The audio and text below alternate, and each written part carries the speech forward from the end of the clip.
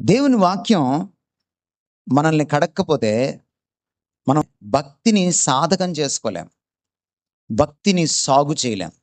ఎందుకంటే భక్తి ఎక్కడ సాగు అవ్వాలి? మనసులో సాగు అవ్వాలి. నీ మనసుని, మస్తిష్కాన్ని, నీ హృదయాంతరాళాలని, నీ అంతరింద్రియాలని వాక్యం పట్టుకోకపోతే భక్తిని నువ్వు సాగు చేసుకోలేవు.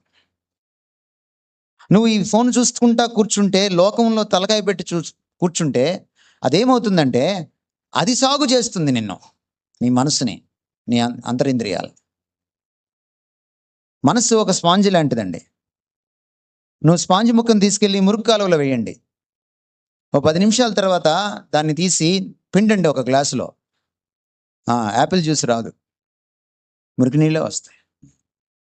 నీ తలకాయ తీసుకెళ్ళి షార్ట్లో, రీల్లో పెట్టు.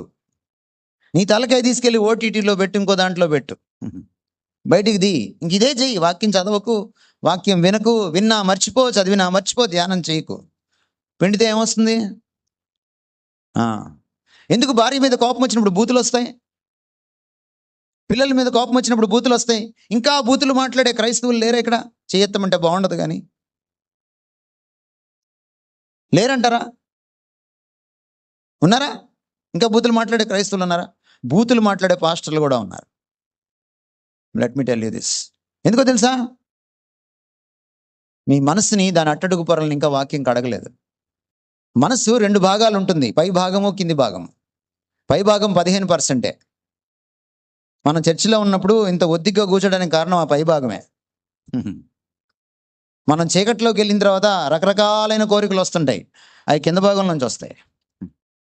దాన్ని సబ్కాన్షియస్ మైండ్ అన్నాం. మనం ఇంతకాలంగా తెచ్చిపెట్టుకున్న లోకము, దాని తత్వము, పాపము అదంతా కూడా అక్కడికి వెళ్ళి తిష్ట వేస్తుంది. చిన్నప్పటి నుంచి నేర్చుకున్న బూతులు నువ్వు మారుమనసు పొందగానే పోవు. నీ కోపం రాగానే బూతు బయటకు వస్తుంది. నువ్వు ఎప్పుడు కడగబడ్డావు అని తెలుస్తుందంటే, నీకు కోపం తారాస్థాయికి వెళ్ళిన తర్వాత కూడా బూతు రాకూడదు బయటికి. అప్పుడే నువ్వు పూర్తిగా కడగబడినట్టు. మీ నోట సరసోక్తులైనను బూతులైనను ఉండకూడదు అన్నాడు. నోటకి రాకముందు, నోట్లోకి రాకముందు ఎక్కడి నుంచి వస్తాయి అవి?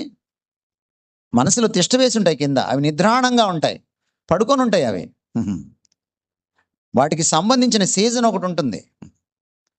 ఆ సీజన్ వచ్చినప్పుడు అవి లేస్తాయి నిద్రగా, జడలు విరుచుకుంటాయి, విజృంభిస్తాయి.